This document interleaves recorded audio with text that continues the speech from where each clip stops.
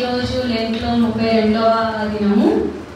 ఈరోజు కోసం సిద్ధపరిచిన వాక్యాంశము నిరపరాధి. అయితే ఈ వాక్యానికి ముందుగా మనం చదువుకున్న కీర్తనలు 27వ అధ్యాయము. సో సంకీర్తన 27వ అధ్యాయంలో ఒకసారి మనం తీసి చదువుతామండి. మన బైబిల్ అందరూ ఓపెన్ చేసి కీర్తనల గ్రంథము 27వ అధ్యాయము 12వ అధ్యాయము 12వ వచనము. అబద్ధ సాక్షులను క్రూరతను వెళ్ళగక్కువారును నా మీదికి లేచి ఉన్నారు. నా విరోధుల ఇచ్చకు నన్ను అప్పగింపకము. అయితే మనందరము రోజు శిలువ ధ్యానాల్లో పాల్గొంటున్నాం. అంటే లెంట్ డేస్ అన్ని ఫాలో అవుతున్నాం, ఉపవాస ప్రార్థన ఉంటున్నాం, శిలువ గురించి గుర్తు చేసుకుంటున్నాం. అయితే మనం ఎంతవరకు దీన్ని డీప్గా అర్థం చేసుకుంటున్నాం? శిలువ ధ్యానాల్లో మనం ఆలోచించాల్సింది ఏంటంటే అప్పుడు ఎలా జరిగింది, శిలువ మరణం ఎలా జరిగింది, యేసుక్రీస్తు వారు ఎలా మరణించారు, మన కోసం తిరిగి లేచారు. ఇదంతా అక్కడ తనను నమ్ముకున్న తన జనుల యూదులందరే ఇదంతా జరిగించారు. అలా అని చెప్పి మనం ఇప్పుడు బాధపడడం, దుఃఖపడడం అవన్నీ చేయకూడదు. ఎందుకు? దేవుడు యేసుక్రీస్తు ఏం చెప్తున్నారు? మీరు మీకోసం ఏడవండి. ఎందుకంటే తర్వాత రాబోతున్న ఉగ్రత చాలా భయంకరమైనది. అందుకని చెప్పేసి మీరు నా కొరకు ఏడవకండి. ఇదంతా లేఖనముల ప్రకారముగానే జరుగుతుంది. ఇదంతా ఇప్పుడు జరుగుతున్న శిలువ మరణంలో ప్రతి ఒక్కటి యేసుక్రీస్తుకి దాహం అయినప్పుడు ఏంటి, దేవుడు అసలు యెరూషలేము ప్రవేశం దగ్గర నుంచి శిలువ మరణము పొంది తిరిగి లేచేంత వరకు ప్రతి ఒక్కటి మనకి లేఖనములలో ముందుగానే చెప్పబడింది. అయితే ఈరోజు మనకి పాఠ్యభాగంలో లూకా సువార్త 23వ అధ్యాయము 13వ వచనం నుంచి 19వ వచనం వరకు మనము చూస్తున్నాం. మనం చదువుకున్న దాంట్లో ఈ రోజు చదివిన పాఠంలో ఎవరెవరు ఇన్వాల్వ్ అయి ఉన్నారు? ఇందులో ప్రధాన యాజకులు, పెద్దలు, పిలాతు, జనులు, ఇంకా హేరోదు, ఇంకా బరబ్బా, ఇంకా మరి ముఖ్యంగా యేసుక్రీస్తు, నిరపరాధి అయిన యేసుక్రీస్తు.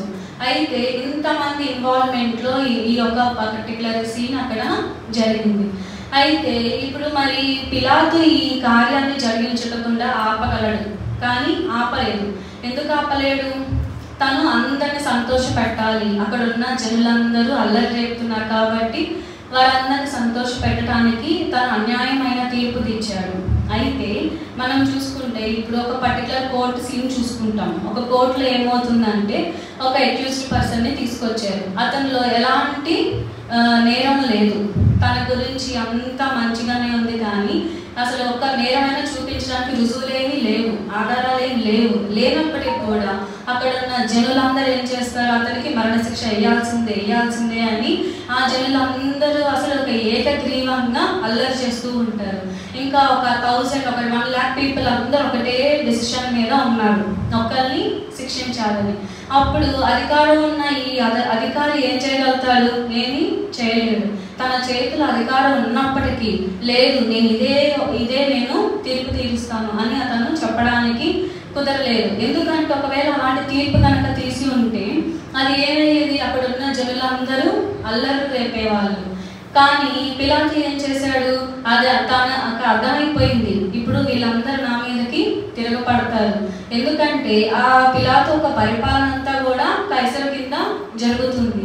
సో కైసర్కి వీళ్ళందరూ వెళ్ళి కంప్లైంట్ చేస్తారు. ఏంటంటే ఇప్పుడు పిలాతు మేమందరం కోరుకున్నది మాకు చెయ్యట్లేదు, యూదుల రాజని యేసుని పిలాతు ఒప్పుకుంటున్నాడు, మా రాజు నువ్వున్నావు కదా, ఇట్లా అని చెప్పేసి వెళ్ళి కైసర్కే వాళ్ళు వెళ్ళి కంప్లైంట్ చేస్తారు.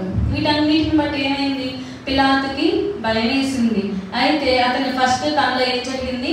భయం వేసింది. కానీ యూదుల రాజు యేసుక్రీస్తే అని అతడు గ్రహించాడు.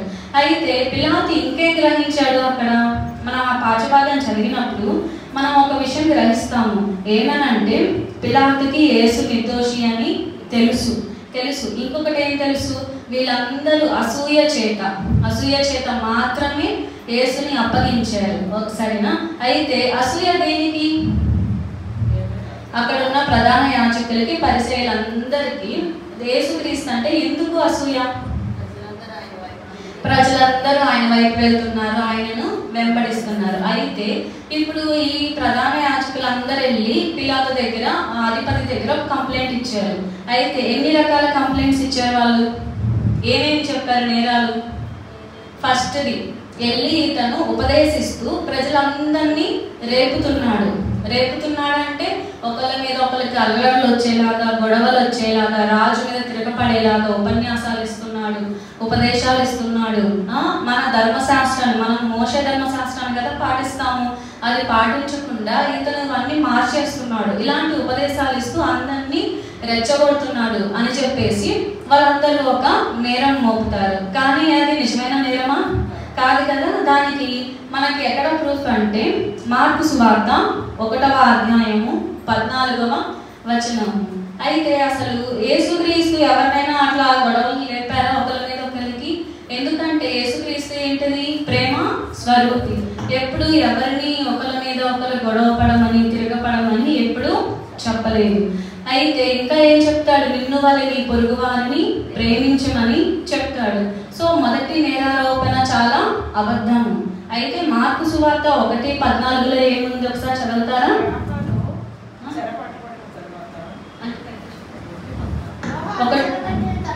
యోహాను చెరపట్టబడిన తర్వాత యేసు కాలము సంపూర్ణమైనది, దేవుని రాజ్యము సమీపించినది, మారు మనసు పొంది సువార్త నమ్ముడని చెప్పుచు దేవుని సువార్త ప్రకటించుచు గలిలయకు వచ్చాను. అయితే దేవుడు అక్కడ చేసింది ఏంటది? సువార్త మాత్రమే ప్రకటిస్తున్నాడు. అది కూడా దేవుని రాజ్య సువార్త. తర్వాత లూకా సువార్త 4వ అధ్యాయము 43వ వచనము. లూకా సువార్త 4వ అధ్యాయము 43వ వచనము. ఆయన నేను ఇతర పట్టణములలోను దేవుని సువార్తను ప్రకటింపవలెను, ఇందు నిమిత్తమే నేను పంపబడితునని వారితో చెప్పాను. అయితే దేవుడు యేసుక్రీస్తు క్లియర్గా చెప్తున్నాడు, నేను ఈ లోకములకు పంపబడిందే దేవుని రాజ సువార్తని ప్రకటించడానికి. అందుకని ఏం చేస్తున్నాడు? ఫస్ట్ గలిలయకి వెళ్ళాడు. అక్కడ నుంచి యూదయ ప్రాంతాలన్నింటిలోనూ తను తిరుగుతూ అందరికీ సువార్తని ప్రకటించాడు. స్వస్థత కావాల్సిన వాళ్ళందరికీ స్వస్థతలు ఇచ్చాడు. అట్లా అన్ని చేస్తున్నాడే తప్పితే ఎవరికి ఒక జనం మీద ఒక జనం మనకి ఎప్పుడు రేపలేదు, రెచ్చగొట్టలేదు. సో మొదటి ఆరోపణ అనేది చాలా కఠినమైన అబద్ధము. తర్వాత వాళ్ళు చేసిన 2వ ఆరోపణ ఏంటంటే కైసరులకు పన్ను ఇవ్వద్దు అన్నారు. వాటిలో కైసరుకు పన్ను ఇవ్వద్దని చెప్పాడా యేసయ్య? లేదు కదా. అయితే మార్కు సువార్త 12వ అధ్యాయము 13 నుంచి 17వ వచనం వరకు. మార్కు సువార్త 12వ అధ్యాయము 13 నుంచి 17 వరకు. వారు మాటలలో ఆయనను చిక్కుపరచవలెనని పరిసయ్యులను హేరోదీయులను ఆయన యొద్దకు పంపిరి. వారు వచ్చి బోధకుడా, నీవు సత్యవంతుడవు, నీవు ఎవరిని లక్ష్య పెట్టిన వాడవని మేము ఎరుగుదాము. నీవు మొహమాటం లేనివాడవై దేవుని మార్గము సత్యముగా బోధించేవాడవు. కైసరుకు పన్నించుట న్యాయమా కాదా? అయితే మనం ఇక్కడ ఏం చూస్తున్నామంటే వాళ్ళు యేసుక్రీస్తుని ఈ క్వశ్చన్ అడుగుతున్నారు కైసరు గురించి. అడిగేటప్పుడు డైరెక్ట్గా అడగట్లేదు, ఒక కపటమైన మనసుతో యేసయ్యను ఎలాగోలా చిక్కులో పెట్టాలి. ఎందుకు? ఇప్పుడు అందరూ కానుకలు ఇస్తారు, దేవుడికి అర్పిస్తారు, ఇలా చేస్తుంటారు. అంటే కైసరుతో పన్ను ఇవ్వద్దు అంటున్నాడేమో ఇలా అని చెప్పేసి వాళ్ళు రకరకాల మాటలు అక్కడ క్రియేట్ చేస్తున్నారు. ఇప్పుడు దేవుడిని ఎలా అయినా కానీ చిక్కులో పెట్టాలి అని చెప్పేసి ఏమంటున్నారు? చాలా పొగుడుతున్నారు. ఇప్పుడు మనం కూడా చూస్తుంటాం కదా, కొంతమంది ఏదైనా అడగాలంటే తొందరగా అడగరు, డైరెక్ట్గా ఎన్ని మాటలు అడుగుతారు, ముందు పొగుడుతారు, చాలా చెప్తారు, మీరు అలా కదా ఇలా కదా అని చెప్పేసి మన దగ్గర కావాల్సిన ఏంటో వాళ్ళకి మన దగ్గర నుంచి ఎక్స్పెక్ట్ చేస్తున్న ఆన్సర్ వచ్చేలాగా క్వశ్చన్ లాస్ట్కి అడుగుతారు. మనం చెప్పిన తర్వాత అప్పుడు వాళ్ళు సాటిస్ఫై అవుతారు. సో అప్పటి వరకు ఏం చేస్తారు? చాలా రకరకాలమైన మాటలతో మనల్ని సంతోషపరుస్తూ ఉంటారు. అయితే అప్పుడు యేసుక్రీస్తు గ్రహించాడు, వీళ్ళు వేషకారమైన మనసుతో అడుగుతున్నారు అని చెప్పి యేసుక్రీస్తు గ్రహించి వెంటనే అంటున్నాడు, అసలు కైసరు ఎవరు, ఏముంది, ఆ దేనాలను నా దగ్గరికి తీసుకొని రండి అని చెప్పి అడిగాడు. అప్పుడు అడిగిన తర్వాత ఏమైంది, ఆ దేనారం మీద చూపిస్తారు. అసలు ఇది రాత ఎవరిది, ఎవరి ముద్ర ఇది అంటే కైసరు అని చెప్తే, అయితే కైసరునకే చెల్లించండి, దేవునికి చెల్లించండి అనేది యేసుక్రీస్తు స్పష్టంగా చెప్పారు కదా. కైసరు చెల్లించాలంటే తనకు వచ్చిన దాంట్లో తను చెల్లించవలసిన పన్ను తను చెల్లించాల్సిందే. మరి దేవుని కంటే మనం ఎలా చెల్లించాలి? దేవుడికి మనకి మరి ఏ దేనారం లేదు, ముద్ర లేదు. మన హృదయాలను మనము దేవుడికి ఎప్పటికప్పుడు మనం ఏమి చేసినా, ఎక్కడ ఉన్నా, ఎలా ఉన్నా కానీ మన దేవుడికి మనము హృదయాన్ని అర్పించాలి. మనం ఇప్పుడు కానుకలు ఇస్తాము, పలహారం ఇస్తున్నాం, అన్నీ చేస్తున్నాం, కానీ దేవుడు వీటిలన్నింటిలో మాత్రమే సంతోషిస్తాడా? లేదు కదా. దేవుడు ఏం అడుగుతున్నాడు? హృదయాన్ని ఇవ్వండి అని అడుగుతున్నాడు. అయితే ఇక్కడ రెండవ ఆరోపణ ఏంటిది? కైసరునకు పన్నిపోతు. ఇది కూడా ఒక అబద్ధమైన నేరారోపణ. లాస్ట్ లో మూడవ నేరారోపణ ఏంటది? తానే క్రీస్తును ఒక రాజు. మత్తయి సువార్త 28వ అధ్యాయము 18వ వచనము. అయితే యేసు వారి యొద్దకు వచ్చి పరలోకమందును భూమి మీదను నాకు సర్వాధికారము ఇవ్వబడి ఉన్నది. అయితే యేసు రాజసువార్త ప్రకటిస్తున్నప్పుడు ఎక్కడ కూడా నేనే రాజును, నేను రాజును కాబట్టి మీరు నన్ను వెంబడించండి, మీకు నేను ఈ మేలు చేస్తాను, స్వస్థతనిస్తాను అని ఎప్పుడు చెప్పలేదు. దేవుని రాజ్య స్వార్థ మాత్రమే చెప్తూ వచ్చాడు. అయితే తిరిగి లేచి ఆరోహణమైన సమయంలో ఏం చెప్తున్నాడు? నాకు సర్వభూమి సర్వాధికారములు ఇవ్వబడి ఉన్నవి. అంటే ఇప్పుడు వాళ్ళు ఆరోపించింది ఏంటది? క్రీస్తే రాజు, అంటే ఇవాళ యూదులందరికీ రాజు యేసు అని ప్రకటిస్తున్నాడని వాళ్ళు నేరారోపణ చేశాడు. కానీ యేసుక్రీస్తు యూదులకు మాత్రమే రాజా? కాదు కదా. ఈ సర్వలోకానికి యేసుక్రీస్తు రాజే ఉన్నాడు. అయితే ఇప్పుడు ఈ మూడు నేరారోపణలు అబద్ధమైనవి. మరి పిలాతు గ్రహించాడు కదా, వాళ్ళు వచ్చినది ఇట్లా అసూయతో వచ్చారు, యేసుక్రీస్తుని వాళ్ళందరూ వెంబడిస్తున్నారు కాబట్టి దూరం చేయాలని వస్తున్నారని పిలాతు గ్రహించినప్పుడు ఏం చేశాడు? ఎన్నిసార్లు చెప్పాడు? ఇతనిలో నాకు ఏ నేరము కనపడట్లేదని 3 సార్లు చెప్పాడు. ఫస్ట్ టైం ఎప్పుడు చెప్పాడు?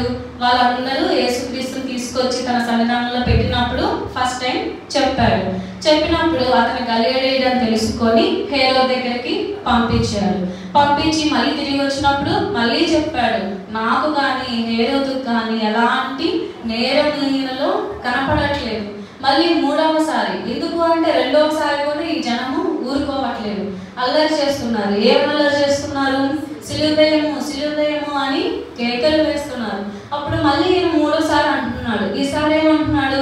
డైరెక్ట్ గా చెప్పట్లేదు నాకు ఏ నేరము కనపడట్లేదని. అసలు ఎందుకు సిలువ వేయాలి? ఇతనులో నాకు ఏ నేరము కనపడట్లేదు కదా, మరణ శిక్ష విధించినంత పని నేనేమి చేయలేదు కదా, ఏదో ఒక శిక్ష ఇచ్చేసి అతను విడుదల చేద్దాం అని పిలాతు వాళ్ళందరినీ కన్విన్స్ చేయడానికి చాలా ట్రై చేసినప్పుడు ఆ జనం అందరూ ఏం చేస్తున్నారు? సిలువేయము అని చెప్పేసి బాగా అల్లరి చేస్తుంటే ఇంకప్పుడు పిలాతు అడిగాడు, మరి ఏం చేయమంటారు, మీకోసం ఎవరిని విడుదల చేయమంటారు అని అడిగినప్పుడు వాళ్ళందరూ ఏమన్నారు? బరబ్బను విడుదల చేయమన్నారు. సో ఇంకప్పుడు పిలాతు గివప్ చేసేసాడు, అయిపోయింది, ఇంకా నా చేతిలో ఏమీ లేదు, ఎందుకంటే వీళ్ళందరూ నా మాట వినరు, అల్లరి చేస్తున్నారు. పైగా ఏంటంటే వాళ్ళందరినీ ఆయన సంతోష పెట్టాలి. సో దాని గురించి చూస్తే మార్కు సువార్త 15వ అధ్యాయం 15వ వచనము. మార్కు సువార్త 15వ అధ్యాయము 15వ వచనము. పిలాతు జనసమూహమును సంతోషపెట్టుటకు మనసు గలవాడై వారికి బరబ్బను విడుదల చేసి యేసును కొరడాలతో కొట్టించి సిలువ వేయని అప్పగించెను. అయితే ఇప్పుడు కేవలం పిలాతు ఏ కారణం చేత అప్పగించాడంట, వదిలేశాడంట? సంతోష పెట్టడానికి. అంటే ఇప్పుడు మనము అతనికి తెలుసు పిలాతుకి ఒక అన్యాయమైన తీర్పు నేను తీరుస్తున్నాను, పైగా ఇతను ఇంకా చేసిన పని ఏంటంటే ఈ నిరపరాధ రక్తము నా మీదకి రాకూడదని చెప్పేసి చేతులు కడిగేసుకున్నాడు. సో ఇప్పుడు బాహ్యపరంగా అతను చేతులు కడుక్కున్నంత మాత్రాన తన మీదకి వచ్చిన శిక్ష తప్పిదా? తను చేసిన అన్యాయం మళ్ళీ తిరిగి సరి చేసుకోగలుగుతాడా? లేదు కదా. సో అలాగే పిలాతు ఎలాగైతే ప్రజల కోసం వాళ్ళని సంతోషపెట్టాలి, లోక మర్యాదల కోసం అని చెప్పేసి ఒక సత్యం తన ఎదురుగా ఉంది, కానీ సత్యానికంటే తనకు ఎక్కువ ఏది కనపడుతుంది? ప్రజల పట్ల భయము. తర్వాత ఒక పక్కన న్యాయం కనిపిస్తుంది. న్యాయం కనిపిస్తున్నా కానీ ఇంకో పట్ల ఏం కనిపిస్తుంది? ఇంకో పక్కన ప్రజాదరణ కావాలి అని. అందుకని మనం ఎలా ఉన్నాం ఇప్పుడు? పిలాతు లాగానే మనకు ఒక నిజం తెలిసిన, ఒక అన్యాయం జరుగుతుందని తెలిసిన మనం ఏమనుకుంటామంటే ఇది మనం బయటకు చెప్తే ఏమైందో, బయట మాట్లాడకూడదేమో, మనల్ని ఏమైనా వేలెత్తి చూపిస్తారేమో. ఇప్పుడు 10 మంది ఒకటే మాట అన్నప్పుడు మనం ఇది తప్పు అని చెప్తే మనల్ని వాళ్ళలో నుంచి దూరం చేస్తారేమో. సో ఇలాంటి ప్రవర్తన కలిగి ఉన్నాము. అంటే ఇప్పుడు యేసుక్రీస్తు దేవుడని చెప్పడానికి మనము నిర్భయంగా ఉండాలి. బయటకి ఇప్పుడు పరిస్థితులు ఎలా ఉన్నాయో మనకి బాగా తెలుసు. ఇలాంటి పరిస్థితుల్లో మనం ఎక్కడైనా క్రైస్తవులము, దేవుడిని వెంబడించే వాళ్ళము ఇట్లాంటి ఏమైనా చెప్తే మనల్ని చాలా తక్కువగా చూస్తున్నారు, కఠినంగా శిక్షించాలని చూస్తున్నారు, వెలివేయాలని మరి ముఖ్యంగా చూస్తున్నారు. సో వీటన్నిటికీ మనము భయపడకూడదు. ఎందుకంటే ఎలాంటి శిక్ష వచ్చినప్పటికీ దేవుడే చూసుకుంటాడు. హతసాక్షులు అయినా కానీ అది మనకి చాలా గొప్ప ధన్యత. అందుకని మనకు తెలిసిన సత్యాన్ని మనం బోధించడానికి, ఆచరించడానికి ఎప్పుడూ మనము భయపడే వారంగా ఉండకూడదు. ఒక అన్యాయం జరుగుతున్నప్పుడు మనం మాట్లాడగలిగేలాగా మనం ధైర్యం కలిగి ఉండాలి. ఇప్పుడు ఇందులో మనం ఫస్ట్ ఎక్కువ చూసింది ఎవరి గురించి? పిలాతు గురించి.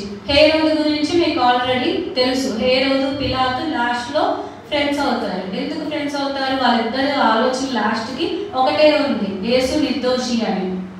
అయితే మరి హేరోదు స్వభావం ఎలా ఉంది?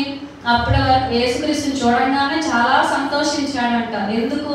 ఏమన్నా సూచన క్రియలు జరిగితే చూద్దాం, అంతేగాని నేను యేసుక్రీస్తుని వస్తే ఏసయ్యా నన్ను క్షమించు, నాకు స్వస్థత ఇవ్వు, నా పాపాలు తీసివేయి అని చెప్పేసి మారు మనసు కోసం తను సంతోషపడలేదు. అతని సంతోషం ఎలా ఉంది? ఏదో సూచక్రియలు చేస్తాడు, ఒక మ్యాజిక్ చేస్తాడు, నేను చూడాలి అంటే ఒక బాహ్యపరమైన ఆనందం కోరుకున్నాడు, ఎక్సైట్మెంట్, అదొక రకమైన ఆనందం. అయితే దేవుడు అలా సూచక్రియలు చేశాడా? తను జీవించిన సంవత్సరాలు ఎవరికైతే అది నిజంగా అవసరమో, ఎవరైతే నిజంగా స్వస్థత కోరుకుంటున్నారో, మారు మనసు కోరుకుంటున్నారో వారికి మాత్రమే ఆ సూచక్రియలు చూపించాడు, కానీ ఎక్కడ చూపించలేదు. చూపించాలంటే సాతాను ఎంతగానో శోధించింది. నువ్వు నీకు ఆ శక్తులు ఉన్నాయి కదా, నువ్వు అవి చేయి, ఇవి ఎన్ని చెప్పినా కానీ యేసయ్య ఎక్కడ లొంగిపోలేదు. అలాంటిది హేరోదు ఒక కపటమైన మనసుతో సూచక్రియల కోసం చాలా సంతోషంగా ఎదురు చూశాడు. కానీ యేసయ్య ఏ మాట మాట్లాడకపోయేసరికెల్లా ఏం చేశాడు? చాలా చిన్నపుచ్చుకొని అక్కడ ఉన్న సైనికులందరితో కలిసి ఏం చేశాడు? అపహసించాడు. ఎంత అపహసించినప్పటికీ హేరోదుకు కూడా తెలుసు యేసుక్రీస్తు ఎలాంటి నేరం లేదు కాబట్టి ఇది నాకు సంబంధం లేదు అని చెప్పి మరి తిరిగి పిలాతు దగ్గరికి పంపించేశాడు. అయితే ఇప్పుడు హేరోదు, పిలాతు వాళ్ళకున్న అధికారాన్ని బట్టి వాళ్ళు వదిలేశారు. తర్వాత అసలు ఇదంతటికీ మెయిన్ రీజన్ ఎవరు? ప్రధాన యాజకులు, పరిసయ్యులు, జనుల పెద్దలు. ఓకే, వీళ్ళందరూ ఏం చేశారు? అసలు ఈ ముందు చెప్పుకున్న నేరారోపణలు అన్నీ చేసింది వాళ్ళే కదా, కేవలము అసూయ చేత చేశారు. ఎలా చేశారు? వాళ్ళు ఇప్పుడున్న ప్రధాన యాజకులు వాళ్ళందరూ మొత్తం పోగైనా కానీ ఎంతమంది అవుతారు? ఒక 100 మంది అవుతారు, మహా అయితే ఒక 500 మంది అవుతారు. వాళ్ళు చెప్పిన మాటతో ఒక తీర్పు ఇచ్చేయలేరు కదా. అందుకని వాళ్ళు ఏం చేశారు? ఇది మన ఒక్కల వల్ల అయ్యేది కాదు. అందుకని అక్కడ ఉన్న ప్రజలందరినీ వాళ్ళు ప్రేరేపించి ఏం చేశారు? అల్లర్లు, గొడవలు రేగేలాగా వాళ్ళందరినీ బాగా ఇన్ఫ్లుయెన్స్ చేసేసారు. అయితే మత్తయి సువార్త 27వ అధ్యాయము 20వ వచనము ఒకసారి చూద్దాము. మత్తయి సువార్త 27వ అధ్యాయము 20వ వచనము.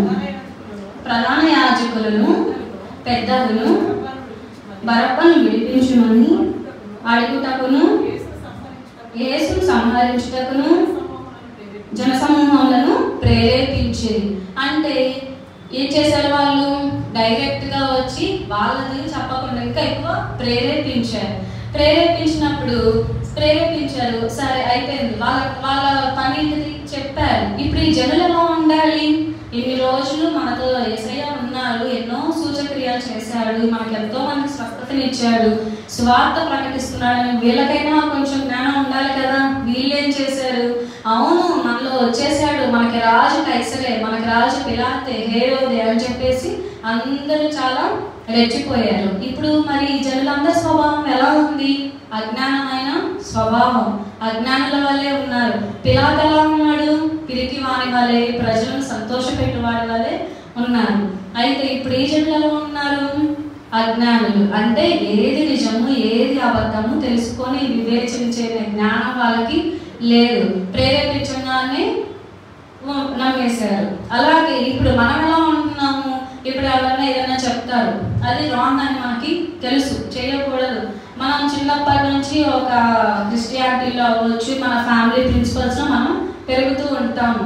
మనం బయట ప్రపంచంలో ఎప్పుడైతే కలుస్తామో, మన కాలేజెస్ వర్క్ కానీ ఎక్కడైనా కానీ సొసైటీలో కలిసినప్పుడు చాలా విషయాల్లో మనము ప్రేరేపించబడతాం కదా. అంటే ఇది చేయొచ్చు, ఇదేమి అంత పెద్ద తప్పు కాదు, ఏమైంది, ఈ ఒక్కరోజు ఇది చేసేయచ్చు, ఈ ఒక్క పని చేస్తే మనకి ఏమీ అవ్వదు కదా. మనల్ని ప్రేరేపించుకుని ఉంటారా? చాలా మంది ఉంటారు. చర్చికి ఒక రోజు మానేస్తే అసలు ఏమైంది, ఒక్కరోజు చర్చికి సండేనే కదా, వెళ్ళకపోతే ఏమైంది, ఇంకా రకరకాల విధములైనటువంటి ప్రేరేపణలు మనకి వస్తూ ఉంటాయి. అందరూ అట్లా చేస్తారు. మనకు రావాల్సిన ప్రేరేపణలు ఎలాంటివి? ప్రార్థన చేయాల్సిన ప్రేరేపణ, బైబిల్ చదవాల్సిన ప్రేరేపణ, సువార్త ప్రకటన రకమైన ప్రేరేపణ. మనం ఏం చేస్తున్నాము? చూస్ చేసుకుంటున్నాం. ఇప్పుడు అక్కడ ఉన్న జనులందరూ ఏం చేశారు? బరబ్బను విడుదల చేయమని కేకలు వేశారు. పోనీ బరబ్బా ఏదన్నా పాప చాలా మంచోడు, చాలా సంవత్సరాల నుంచి జైల్లో ఉన్నాడు, ఇతను విడిపిస్తే మన దగ్గరకు వస్తాడు, యేసుతో ఎక్కువ అటాచ్మెంట్ లేదు కదా, బరబ్బను తెచ్చుకుందాము మనోడు అని అనుకోవడానికి లేదు. బరబ్బా ఎలా ఉంటాడు? హంతకుడు, ఆల్రెడీ అల్లర్లు రేపాడు, అక్కడ ఉన్న పెద్దలందరినీ ఎదిరించి చాలా రకమైన డిస్టర్బెన్సెస్ చేశాడు కదా. మరి అవన్నీ తెలిసినప్పుడు వీళ్ళు ఏం చేశారు? అయినా కానీ ఇప్పుడు మనం ఎలా ఉంటామంటే, మన వాళ్ళు ఎవరైనా తప్పు చేస్తారని తెలిసినా కానీ మనం ఏం చేస్తాం? మన వాళ్ళకే సపోర్ట్ చేస్తాం. ఎందుకు? అమ్మో మా వాళ్ళు కదా, మా ఫ్రెండ్ కదా, ఇలా ఉంటాం మనం. అలా ఉండొచ్చా? నీకు ఏది తెలుసు, ఏది నిజము, ఏది న్యాయము, దాని వైపు మాత్రమే మనం ఉండాలి. అలాగే ఇప్పుడు జనులు ఎలా అయితే యేసును వదిలేసి బరబ్బను చూస్ చేసుకున్నారు, మనం కూడా రోజు రోజు మన జీవితంలో కూడా చాలా విషయాల్లో మంచితనాన్ని, మంచిని వదిలేసి ఈ చెడుని కోరుకుంటాం, అంటే చూస్ చేసుకుంటాం. ఇప్పుడు ఒకళ్ళ గురించి మనకి ఇవి చేయండి అవి చేయండి అని చెప్పేసి ప్రేరేపిస్తారు. మనం అలాగా వాళ్ళని వెంటనే నమ్మేసి తప్పుదారిలో వెళ్ళకూడదు. అయితే తర్వాత యెషయా గ్రంథము 53వ అధ్యాయము 5వ వచనము.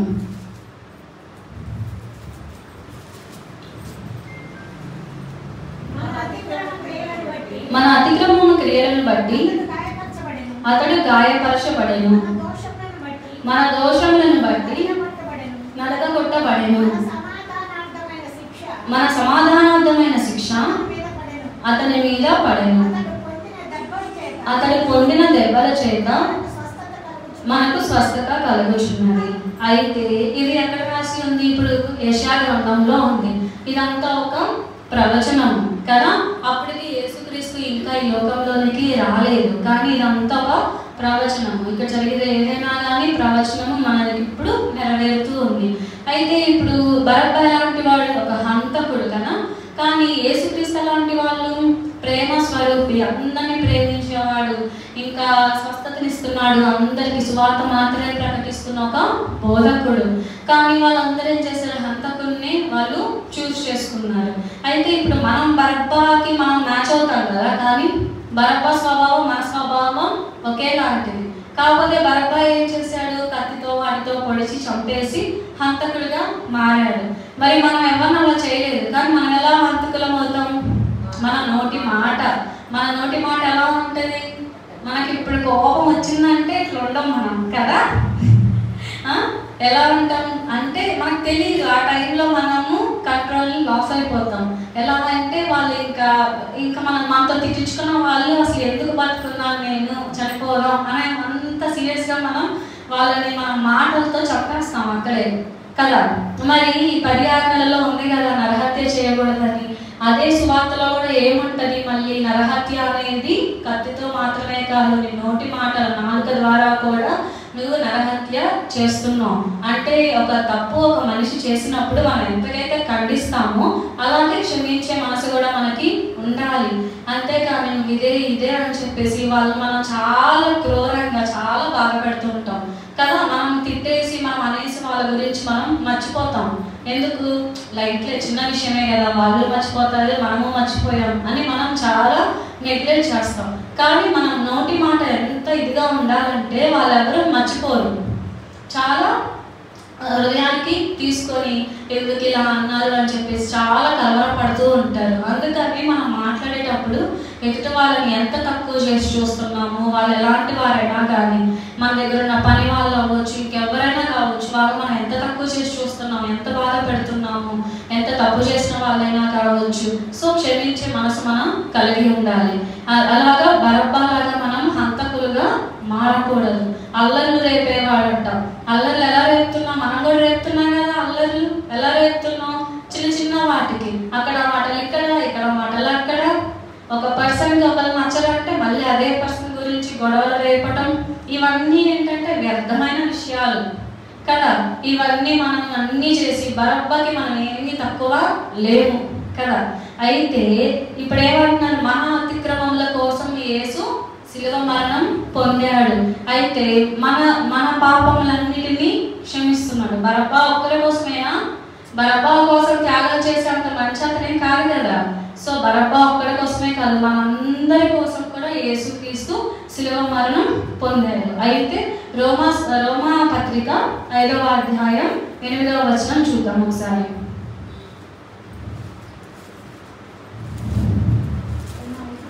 రోమా 5:8.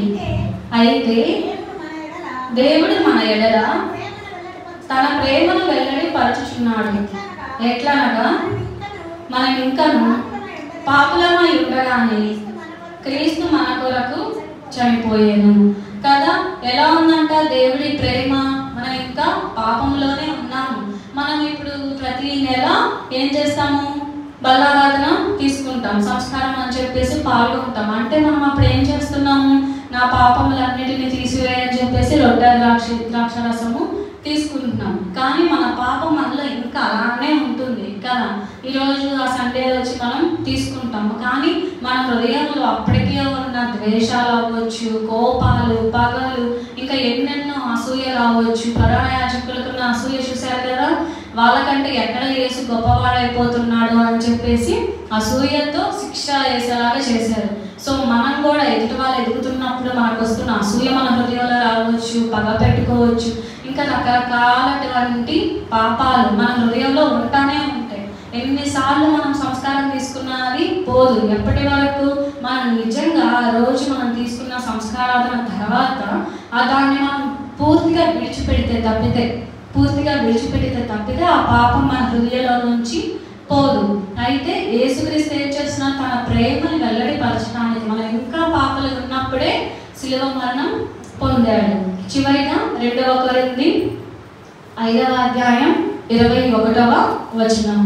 2వ కొరింథీ 5వ అధ్యాయం 21వ వచనం.